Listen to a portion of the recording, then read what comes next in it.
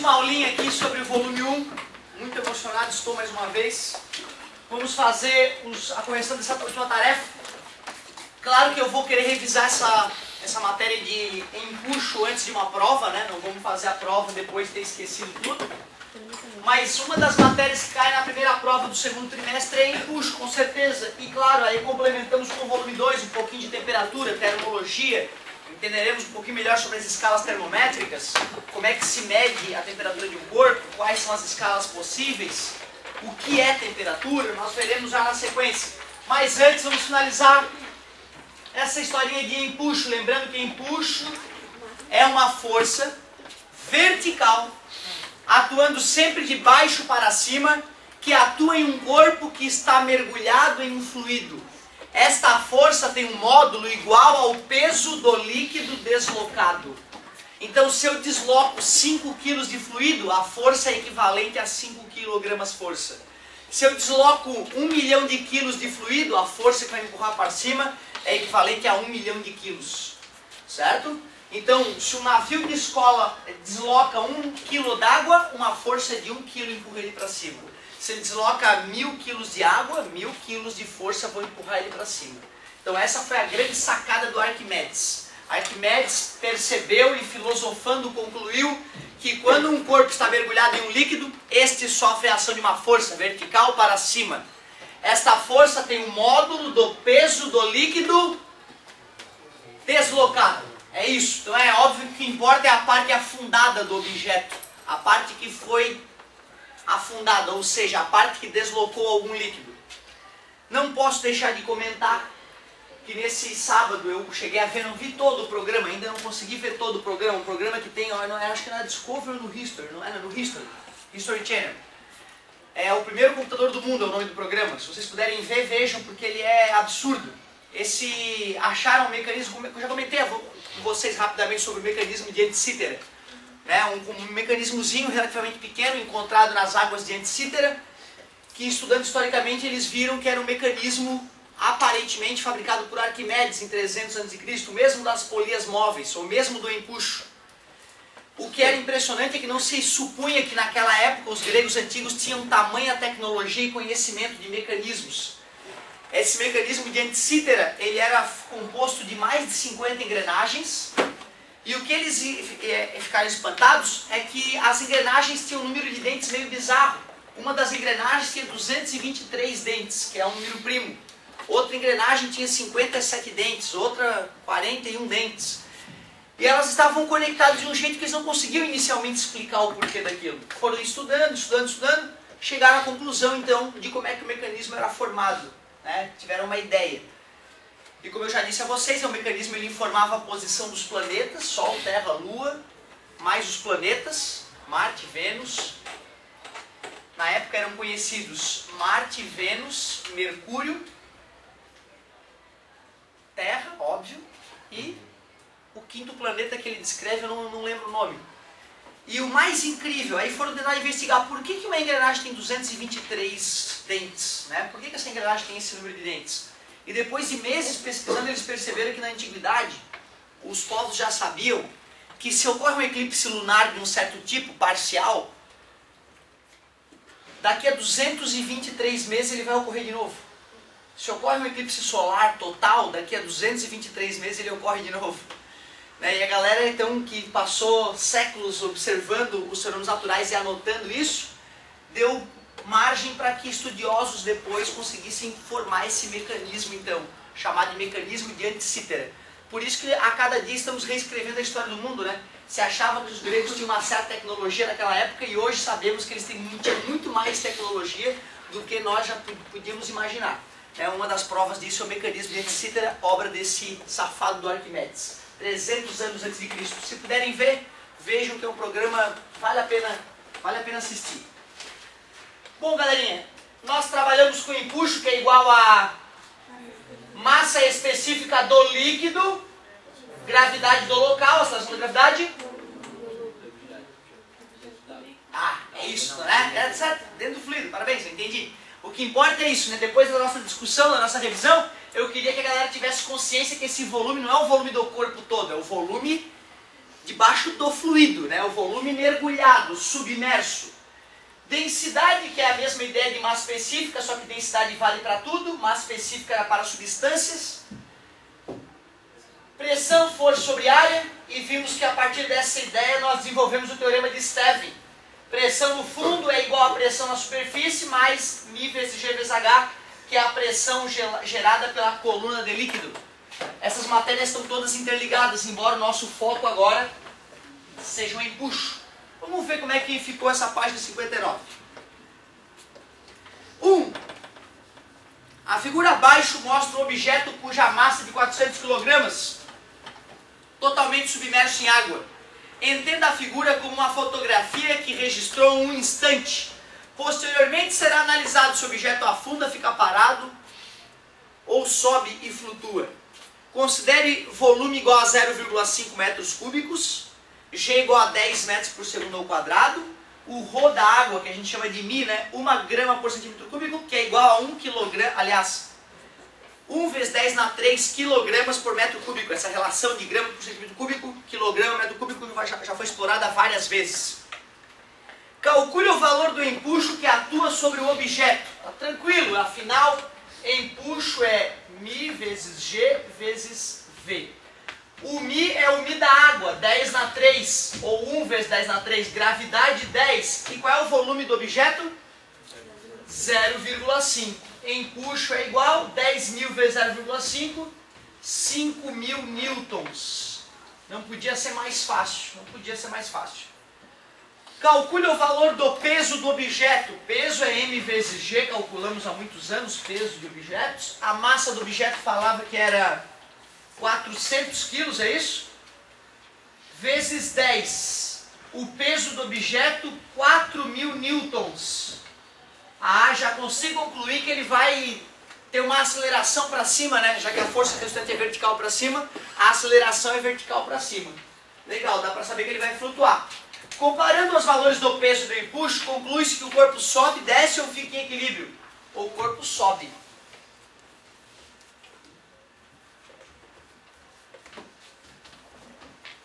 E ainda vou falar assim, ó, o corpo sobe aceleradamente.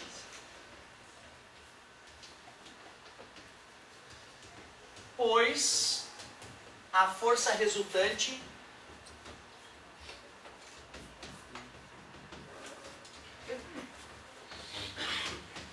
é vertical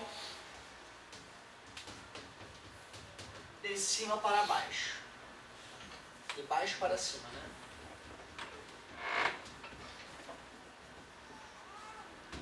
O corpo sobe aceleradamente, pois a força resultante é vertical, de baixo para cima. Calcule a densidade do objeto. Meu Deus, que fácil isso! Densidade é massa sobre volume. Densidade, massa do objeto era 400 quilos e o volume 0,5 metros cúbicos. Confere? Dividir por 0,5 ao mesmo multiplicar por 2, 800 quilogramas por metro cúbico. A densidade dele é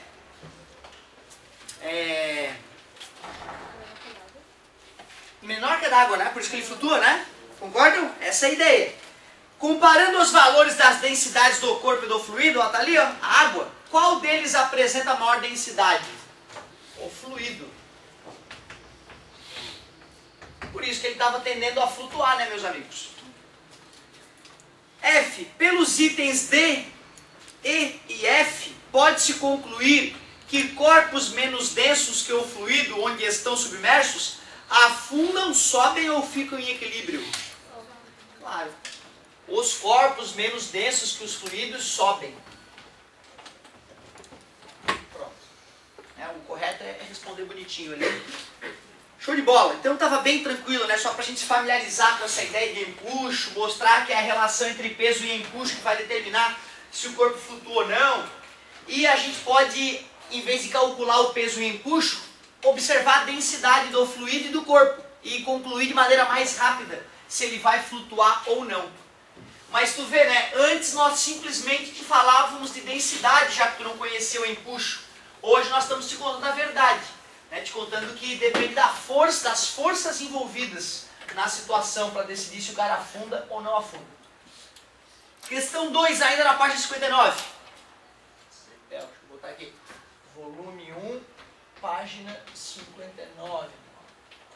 Tomando por base os dados do exercício anterior, e lembrando que o empuxo é determinado pela equação E igual a ρF vezes Vs vezes G. O que é ρF? Parabéns, garoto. Massa específica do fluido. O que é Vs? Volume submerso. Ah, legal.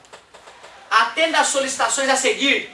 Letra A. Ao atingir a superfície e emergir parcialmente, haverá um instante em que o objeto entrará em equilíbrio. O conceito físico de equilíbrio significa que a resultante das forças, Fr, é igual a zero. É isso aí. É isso que é estar em equilíbrio, né? Fr igual a zero. Com certeza. Era só assinalar o igual a zero. Letra B. Quando em equilíbrio, flutuando sob a ação exclusiva do peso e do empuxo, essas duas forças terão módulos iguais. Lembra que na aula passada eu mostrei a vocês que quando um cara flutua, ele o faz de forma que parte do corpo fica submerso e parte não fica. E neste momento a resultante é zero. E quais forças atuam no cara? O peso e o empuxo. Se a resultante é zero é porque peso e empuxo estão se igualando em módulo. É isso aí, iguais. Letra C.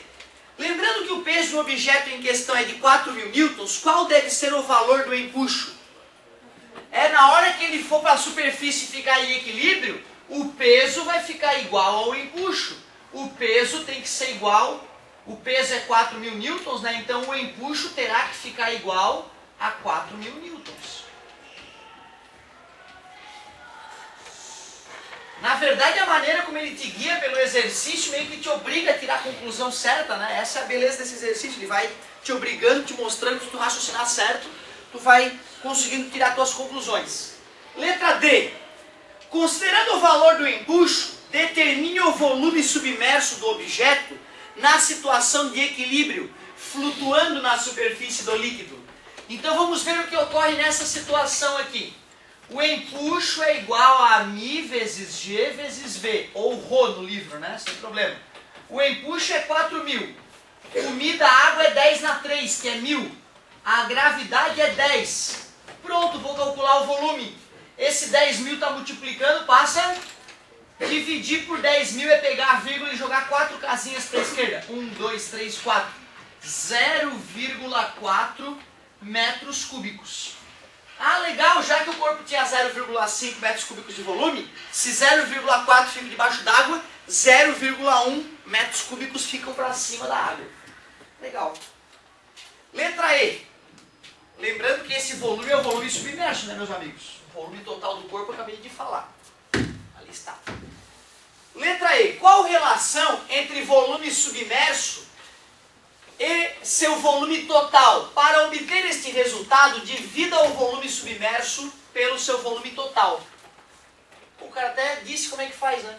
O volume submerso dividido pelo volume total, é isso que ele quer. Volume submerso é 0,4, volume total 0,5. Então a relação entre o volume submerso e o volume total ficou 0,8. Dividir por 0,5 é o mesmo multiplicar por 2. Observem que isso aqui era metro cúbico e isso aqui era metro cúbico. E agora o que é?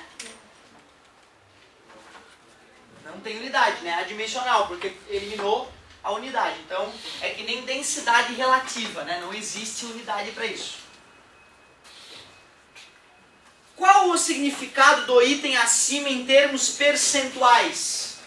Ué, 0,8 em termos percentuais é só multiplicar por 100 e colocar o símbolo de porcento, né? Vai ficar na matemática profunda 80%. 80% do corpo ficou submerso. Não acabou, passando a página, tinham mais 2 itens que só os guerreiros fazem. Página 60, item G. Qual relação porcentual, eu não gosto de porcentual, Prefiro percentual, mas tudo bem. Qual a relação percentual entre a densidade do objeto e a densidade do fluido? Qual era a densidade do objeto? Vamos ver. Qual que era? Nós calculamos, estava aqui, né? Alguém lembra? 800, muito bem! Parabéns, isso mostra como tu estás atento, né? Uma coisa que eu acabei de calcular, cara. Acabei de calcular 800, estava ali. Não estava aqui assim? Depois tu confere ele aqui. E qual é o do fluido? Muito bem! E aí, a densidade do objeto sobre a densidade do fluido deu 0,8. Que coincidência, hein? Ah, em porcentagem ele quer. Então vamos lá, densidade do objeto sobre a densidade do fluido, multiplica por 100 dá 80%. Caramba, que coincidência, hein? Hã? Olha só, a relação entre os volumes submersos e volume total do corpo e a densidade do objeto e a densidade do fluido deu igual. Será que é uma coincidência? Seria bizarro ser uma coincidência, né? A apostila estaria nos levando a tirar conclusões absurdas. Não, não é uma coincidência. Na verdade, a partir de hoje, nós podemos usar esta relação para determinar que parte do corpo fica submerso, que parte não fica. Uma pergunta muito comum no vestibular. Não é obrigado a fazer por esse caminho, né, cara? Tu pode calcular o empuxo e te virar lá com a fórmula do empuxo, peso. Mas, a partir do que a gente acabou de ver, dá para perceber que o volume submerso sobre o volume total do objeto tem a mesma relação que a densidade do objeto e a densidade do fluido. Então esta relação existe, de fato. Né? Isso pode ser bastante útil em alguns casos, mas essa fórmula jamais aparecerá para vocês no vestibular. Comparando os itens E e F, que conclusão se pode obter? Está ali, ó. Né? A gente pode obter que a porcentagem do volume submerso em relação ao volume total é a mesma porcentagem da densidade do objeto em relação à densidade do fluido. É isso que eu posso concluir, ó. A mesma relação entre volume total e volume submerso existe entre densidade do fluido e densidade do objeto. Esta é a conclusão. Letra H está aqui. Poderes escrever, né? Podemos perceber que percentualmente a relação entre volume submerso e volume total, densidade do objeto e densidade do fluido são as mesmas. A apostila colocou assim, ó, só para tu ter essa maneira de responder. A porcentagem do corpo que fica submersa é igual à relação percentual entre a densidade do corpo e a do fluido. Em outras palavras, a mesma coisa. Tudo de bola. Além dessa, eu pedi para te fazer mais alguma? Oh, que mixaria, hein?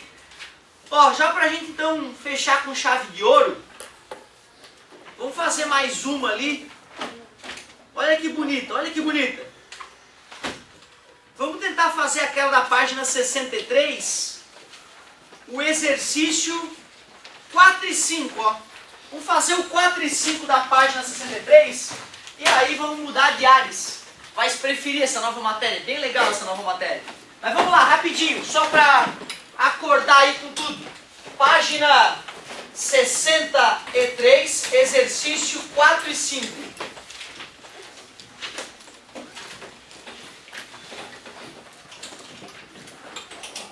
É agora, hein? Rapidinho, agiliza. Tem cola no quadro.